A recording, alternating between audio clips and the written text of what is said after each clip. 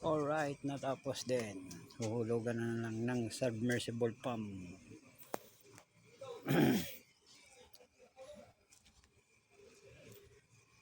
Tin tadading tadading. Bubundaw namin to mamaya.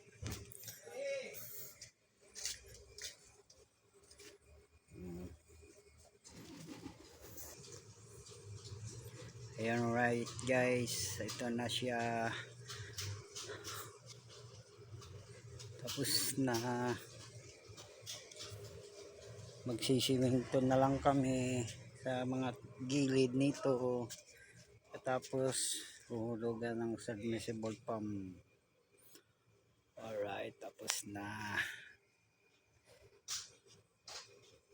Success. Ayan, napahiga na namin yung talim. Tsaka yan. Okay.